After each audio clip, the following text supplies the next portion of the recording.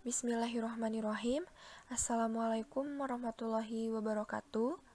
Pada kesempatan kali ini, kami dari kelompok 5 akan menjelaskan materi terkait pengelolaan tenaga pendidik dan tenaga kependidikan. Adapun anggota dari kelompok 5 itu sendiri, saya Septiani Hastuti dengan NIM 11920600094, kemudian Syifa Sadiah dengan NIM 11920600105, dan Tasrina Fitria dengan NIM 11920600107.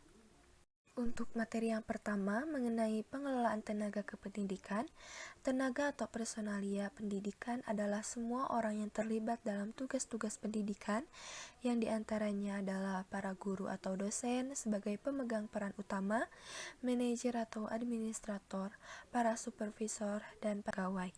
Pendidik merupakan tenaga profesional yang bertugas untuk menjalankan serta melaksanakan suatu proses pembelajaran, menilai hasil pembelajaran, melakukan pembimbingan dan pelatihan, serta melakukan penelitian dan pengabdian kepada masyarakat.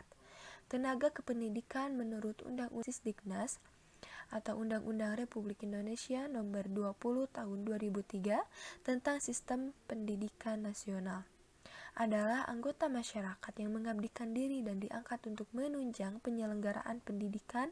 Pengelolaan pendidik dan tenaga kependidikan merupakan kegiatan yang mencakup penetapan norma, standar, prosedur, pengangkatan, pembinaan, penata laksanaan, kesejahteraan, dan pemberhentian tenaga kependidikan sekolah agar dapat melaksanakan tugas dan fungsinya dalam mencapai tujuan sekolah.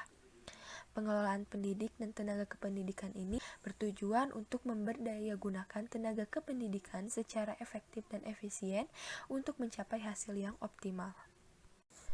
Dalam pelaksanaan tugasnya, pendidik dan tenaga kependidikan berhak untuk memperoleh yang pertama, penghasilan dan jaminan kesejahteraan sosial yang pantas dan memadai. Yang kedua, penghargaan sesuai dengan tugas dan prestasi kerja.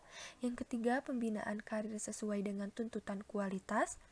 Yang keempat, perlindungan hukum dan dapat melaksanakan tugas dan hak atas hasil kekayaan intelektual. Yang kelima, kesempatan untuk menggunakan sarana prasarana dan fasilitas pendidikan untuk menunjang kelancaran pelaksanaan tugas. Untuk selanjutnya, terdapat beberapa proses pengelolaan pendidik dan tenaga kependidikan yang diantaranya meliputi yang pertama, perencanaan, yang kedua, seleksi, yang ketiga, pembinaan dan pengembangan pembinaan, yang keempat, penilaian, yang kelima, kompensasi, dan yang keenam, pemberhentian. Nah, yang pertama yang akan kita bahas mengenai perencanaan. Dalam perencanaan, manajemen tenaga pendidik dan tenaga kependidikan merupakan pengembangan dan strategi penyusunan tenaga pendidik dan kependidikan sumber daya manusia untuk memenuhi kebutuhan organisasi di masa yang akan datang. Kemudian, yang kedua ada seleksi, yang merupakan proses pengambilan suatu keputusan yang nantinya seorang individu akan dipilih untuk mengisi suatu jabatan yang berdasarkan penilaian terhadap besarnya karakteristik pada individu yang bersangkutan, sesuai dengan syarat jabatan yang akan ditempati tersebut.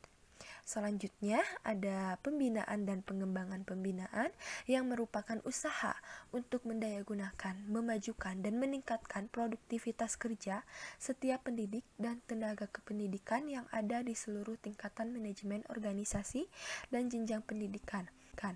Nah, tujuan dari pembinaan ini agar tumbuhnya kemampuan pada setiap pendidik dan tenaga kependidikan yang meliputi pertumbuhan keilmuannya, wawasan berpikirnya, sikap terhadap pekerjaannya, dan keterampilan dalam pelaksanaan tugasnya sehari-hari, sehingga produktivitas kerja dapat ditingkatkan lagi.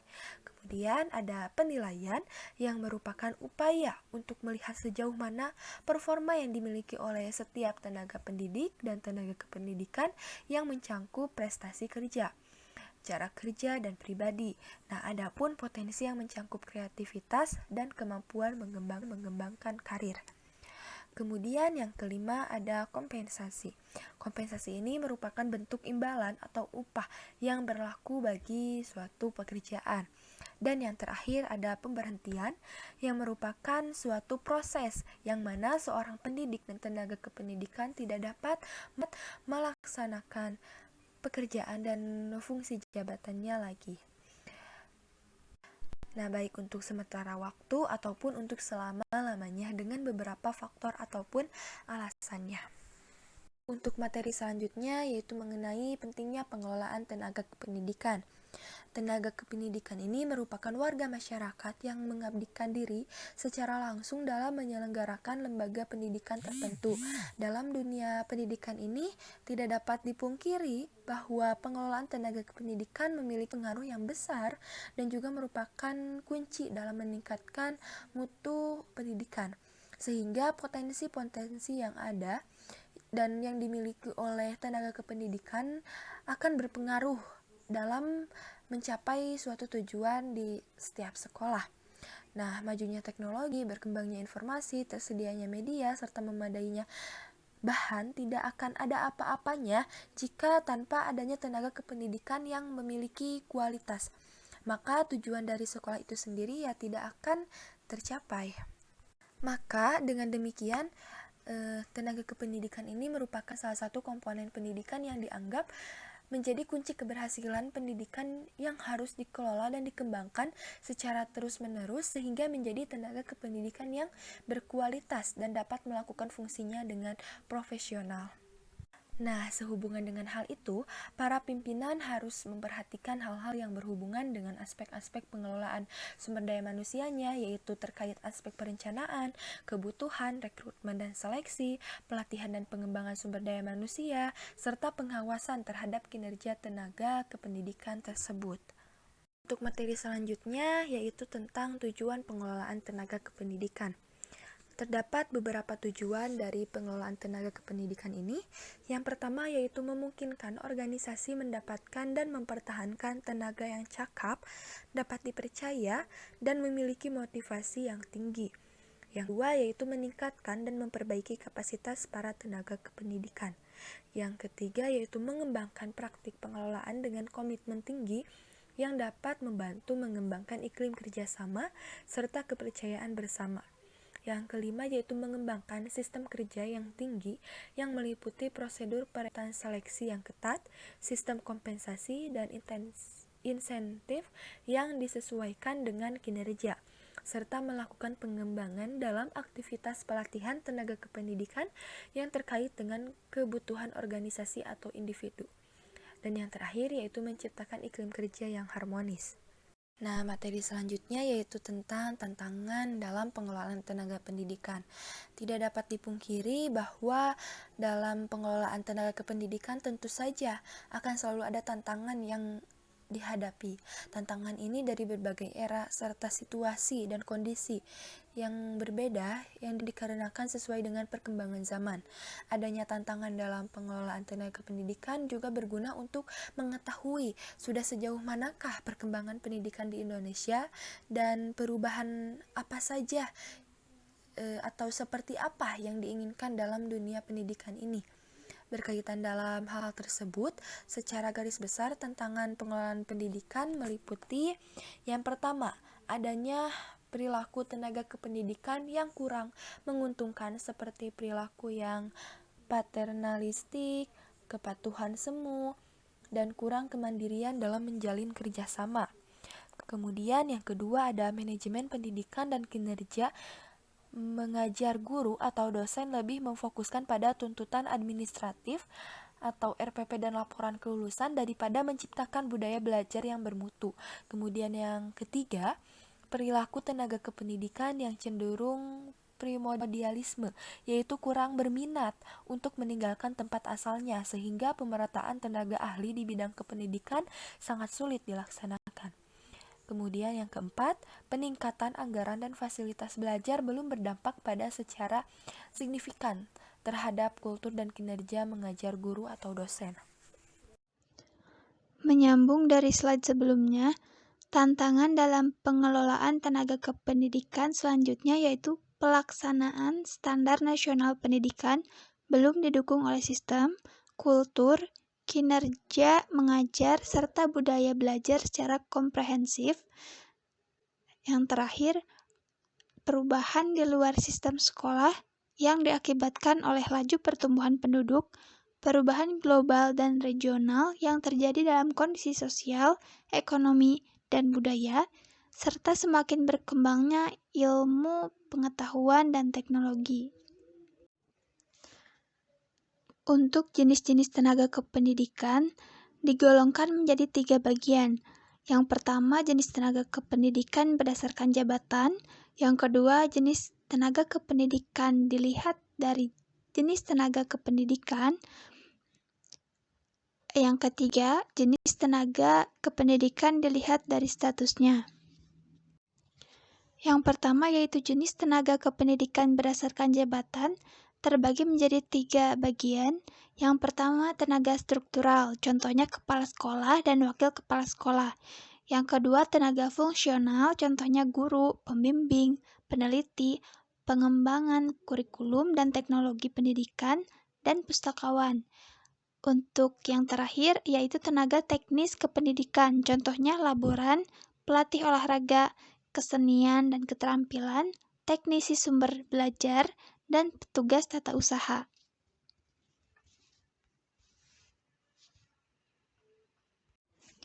Untuk jenis tenaga kependidikan dilihat dari jenisnya tenaga kependidikan, terdapat yang pertama yaitu tenaga kependidikan, yaitu anggota masyarakat yang mengabdikan dirinya dan diangkat untuk menunjang penyelenggaraan pendidikan. Yang kedua yaitu tenaga pendidik, merupakan tenaga kependidikan yang berkualifikasi sebagai guru, dosen, konselor, tutor, dan fasilitator. Dan yang terakhir yaitu pengelola satuan kependidikan, yaitu terdiri dari kepala sekolah, rektor, pimpinan satuan pendidikan luar sekolah. Untuk jenis tenaga kependidikan dilihat dari statusnya.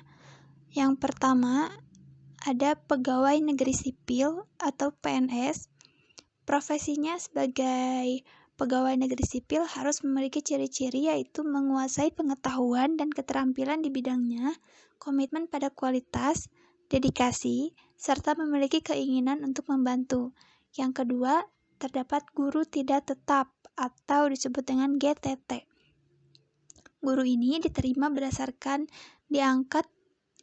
diangkatnya berdasarkan kebutuhan pada satuan pendidik atau sekolah dengan persetujuan kepala sekolah. Kewenangan akan pengangkatan maupun pemberhentian GTT dipegang oleh kepala sekolah. Kemudian menandatangani kontrak kerja selama jangka waktu tertentu, setahun atau lebih sesuai dengan kebutuhan sekolah. Kemudian dibiayai atau digaji dari sumbangan masyarakat dan tunjangan fungsional sebesar 200.000 per bulan. Yang terakhir yaitu guru tidak tetap. Ini adalah guru yang tidak masuk anggaran APBN dan APBD. Kemudian yang ketiga ada guru bantu yang merupakan guru non-PNS yang berkedudukan sebagai pegawai Departemen Pendidikan Nasional Pusat yang ditugaskan secara penuh di sekolah dan pengangkatannya dilakukan melalui program pengadaan guru bantu berdasarkan kontrak kerja selama 3 tahun. Dan yang keempat, ada tenaga sukarela, yaitu tenaga kependidikan yang memiliki honor relatif kecil, yang mana pada tingkat sekolah menengah, pengelolaan secara administratif dan kepegawaian berada pada urusan tata usaha atas wewenang yang diberikan oleh kepala sekolah. Pembahasan selanjutnya yaitu mengenai dimensi kegiatan pengelolaan tenaga kependidikan. Aspek ini terbagi menjadi 7 bagian. Yang pertama yaitu perencanaan tenaga kependidikan. Perencanaan tenaga kependidikan merupakan proses sistematis dan rasional untuk memberikan jaminan terhadap jumlah dan kualitas tenaga kependidikan. Terdapat beberapa metode untuk melakukan perencanaan kebutuhan tenaga kependidikan, yaitu expert estimate, historical comparison, test analysis, correlation technique, dan modeling. Yang kedua yaitu perekrutan tenaga kependidikan. Perekrutan tenaga kependidikan merupakan Usaha yang dilakukan untuk memperoleh tenaga kependidikan yang dibutuhkan untuk mengisi jabatan-jabatan tertentu yang masih kosong. Berikut merupakan langkah-langkah dalam proses perekrutan. Yang pertama, menyebarluaskan pengumuman tentang kebutuhan tenaga kependidikan. Yang kedua, membuka pendaftaran bagi pelamar atau sesuai dengan persyaratan-persyaratan yang ditetapkan. Dan yang ketiga, menyelenggarakan pengujian berdasarkan standar seleksi. Yang ketiga yaitu menetapkan calon yang dapat diterima. Atasan atau bagian personalia atau kepegawaian sebagai penentu dalam menetapkan calon yang diterima. Penempatan, penugasan, dan orientasi dapat mengantarkan tenaga-tenaga kependidikan, serta keputusan ini merupakan tahap akhir dari kegiatan penyelenggaraan seleksi. Yang keempat yaitu pembinaan atau pengembangan tenaga kependidikan. Pembinaan atau pengembangan tenaga kependidikan merupakan usaha mendayagunakan, memajukan, meningkatkan produktivitas kerja setiap tenaga kependidikan pada seluruh tingkatan pengelolaan organisasi dan jenjang pendidikan. Dalam menyelenggarakan pembinaan tenaga kependidikan, diperlukan prinsip sebagai berikut. Yang pertama, dilakukan untuk semua jenis tenaga kependidikan. Yang kedua, berorientasi pada perubahan tingkah laku. Yang ketiga, mendorong peningkatan kontribusi setiap individu. Yang keempat, mendidik dan melatih seseorang sebelum maupun sesudah menduduki jabatan atau posisi. Yang kelima, dirancang untuk memenuhi tuntutan pertumbuhan dalam jabatan. Dan yang keenam, pembinaan dan jenjang karir tenaga kependidikan disesuaikan dengan kategori masing-masing jenis kependidikan itu sendiri. Yang kelima yaitu penilaian tenaga kependidikan.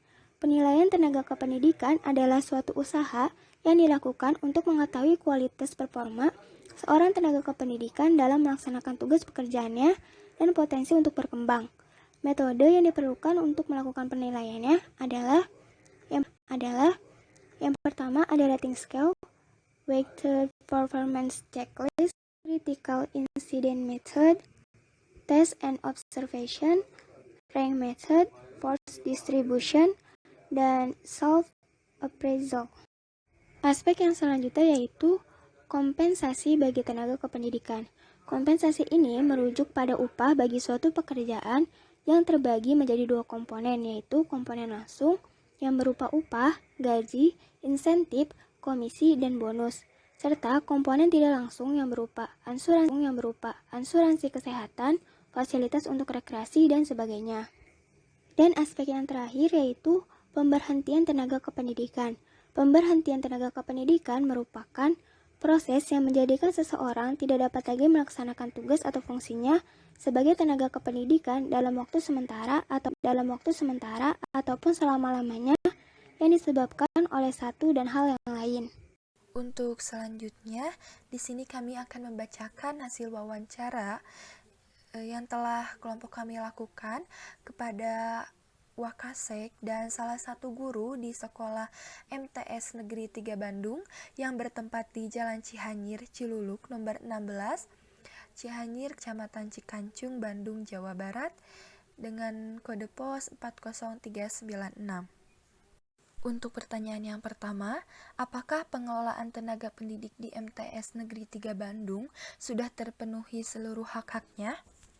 Untuk jawaban dari narasumber pertama, alhamdulillah di MTS Negeri 3 Bandung, hak-hak pegawai dari bulan ke bulan selalu lancar karena anggaran yang dari pemerintah yaitu melalui APBN yang disalurkan ke Dipasatker MTS Negeri 3 Bandung hampir setiap bulan honor atau gajinya selalu disampaikan ke masing-masing pegawai, baik yang PNS ataupun yang non-PNS. Akan tetapi terkhusus yang non-PNS karena penghonorannya dari APBD terkadang menunggu anggaran APB turun, terkhusus dari kabupaten. Selain itu, tenaga pendidik yang diberikan tugas seperti panitia PPDB, maka ada hak yang diberikan juga seperti honor. Untuk narasumber yang kedua, alhamdulillah sudah terpenuhi karena kebetulan di MTS Negeri 3 Bandung kebanyakan tenaga pendidiknya sudah PNS sehingga segala hak-haknya seperti tunjangan sudah terpenuhi dan berjalan dengan lancar setiap bulannya. Untuk pertanyaan selanjutnya, bagaimana strategi yang dilakukan Bapak dalam menjalankan pengelolaan tenaga kependidikan agar guru, administrator, para supervisor, dan para pegawai bekerja sama dengan baik? Untuk jawabannya, yang dilakukan oleh lembaga kami terkhusus kepala sekolah yang pertama dilakukan adalah memetakan sumber daya yang ada, dalam hal ini adalah guru ataupun tenaga kependidikan. Nah, yang dimaksud dengan sumber daya manusia ini, guru yang ada di MTS Negeri 3 Bandung memiliki latar belakang yang berbeda-beda, baik yang lulusan S1, S2, bahkan ada yang masih tingkat pendidikan SMA, seperti ditempatkan di TU. Maka dari itu Bapak Kepala Madrasah sebagai penentu kebijakan, beliau memetakan ketika guru tersebut memiliki latar belakang sebagai guru PAI, dalam hal ini sebagai guru sejarah kebudayaan Islam, maka dipetakan sebagai guru sejarah kebudayaan Islam ketika hendak mengajar di kelas. Nah, jika latar belakangnya guru IPS, maka akan mengajar IPS. Begitupun dengan tenaga kependidikan TU yang dari awal sudah diberi tugas A, B, dan C selama 1 tahun pelajaran. Dan ketika kepala sekolah sudah membagi-bagi tugasnya, maka dapat dilaksanakan tugasnya masing-masing. Nah, ketika itulah sudah diberi tugas tersebut, kegiatan pembelajaran berjalan dengan baik, kemudian koordinasi antara tenaga pendidik dan tenaga kependidikan berjalan dengan baik karena sudah punya tanggung jawab terkait tugasnya masing-masing. Untuk pertanyaan selanjutnya, dalam proses pengelolaan pendidik dan tenaga kependidikan, terjadi proses seleksi, pembinaan, dan pemberhentian. Apakah di sekolah ibu atau bapak setiap tahapan ini dilaksanakan seluruhnya? Jawaban dari narasumber 1, dilaksanakan seluruhnya, yaitu terkait proses perencanaan, biasanya terjadi di awal tahun anggaran, yaitu di bulan Januari, selalu ada kegiatan rapat kerja untuk melakukan kegiatan apa saja yang dilakukan oleh guru dan tenaga kependidikan selama setahun anggaran ke depan yang langsung dipimpin oleh Bapak Kepala Madrasah. Selain itu, guru juga mempunyai perencanaan ketika hendak membuat program 1 tahun ke depan terkait pembelajaran. Mengenai seleksi dilaksanakan juga. Contohnya, ketika calon guru yang bermaksud untuk mengabdi di MTS tersebut senantiasa melaksanakan seleksi terlebih dahulu. Untuk pembinaan melalui PKM Humas atas instruksi Bapak Kepala Madrasah membuat agenda, yaitu rapat koordinasi atau rapat pembinaan kepada seluruh pegawai MTSN 3 Bandung. Terkait pemberhentian tenaga kependidikan, kebetulan pegawai di MTSN 3 Bandung ini merupakan PNS, maka secara otomatis guru tersebut jika mencapai usia 60 tahun akan pensiun, terkecuali guru honorer itu tergantung yang bersangkutan. Pada narasumber kedua, jawabannya yaitu untuk menunjang proses pembelajaran MTSN 3 Bandung, senantiasa MGMP-PJJ atau pelatihan jarak jauh, kemudian melaksanakan diklat di tempat kerja dengan menggunakan protokol kesehatan. Selanjutnya, tenaga kependidikan yang profesional merupakan suatu kebutuhan yang mutlak dalam peningkatan mutu pendidikan. Berkaitan dengan hal ini, apabila di sekolah ibu atau bapak terjadi pelanggaran yang dilakukan oleh tenaga pendidik atau kependidikan yang tidak bersikap profesional, langkah apa saja yang dilakukan oleh pihak sekolah? Jawaban dari narasumber 1 yaitu di MTSN 3 Bandung belum pernah terjadi pelanggaran terkait profesionalisme tenaga pendidik dan tenaga kependidikan. Adapun mengenai SOP terkait dengan pelanggaran aslinya, yang pertama adalah dilakukan peneguran terlebih dahulu secara lisan. Setelah itu, tulisan, dan yang terakhir adalah tindakan yang lebih sesuai dengan aturan yang telah diberlakukan. Sedangkan jawaban dari narasumber kedua, di MTSN 3 Bandung, para tenaga kependidikan senantiasa bertanggung jawab dalam melaksanakan tugasnya masing-masing dan sesuai SK. Pada pertanyaan selanjutnya yaitu, apa saja tantangan yang sering muncul di sekolah Bapak dalam menentukan pengelolaan tenaga kependidikan? Jawaban dari narasumber 1 yang pertama adalah dari segi tantangan sarana dan prasarana, karena masih terdapat kekurangan untuk proses pembelajarannya. Yang kedua yaitu dari segi pelayanan guru kepada siswa di MTSN 3 Bandung, karena pada seleksinya ada siswa yang dipaksakan untuk masuk dan merupakan tantangan tersendiri bagi para pendidik karena sarana dan prasarana yang kurang. Selanjutnya yang terakhir yaitu tantangan dari kemampuan untuk mengembangkan potensi khususnya para pendidik karena harus bisa mengembangkan dirinya seperti ikut seminar, diklat, akan tetapi tantangannya selalu bentrok dengan kegiatan yang lain. Pertanyaan selanjutnya yaitu, pada saat pandemi 1 tahun kebelakang ini, bagaimana Bapak dan Ibu menjalankan pengelolaan tenaga kependidikan terhadap sekolah? Jawaban dari narasumber pertama yaitu, di MTSN 3 Bandung berdasarkan instruksi pemerintah melalui Lembaga Kementerian Agama selama masa pandemi menggunakan pembelajaran secara daring. Dan alhamdulillah, di MTSN 3 Bandung sudah ada aplikasi e-learning. Jadi, pembelajaran seluruh siswa maupun guru sudah terdapat di sana, seperti bahan ajar, materi, evaluasi, perencanaan pembelajaran, itu semua sudah ada di e-learning.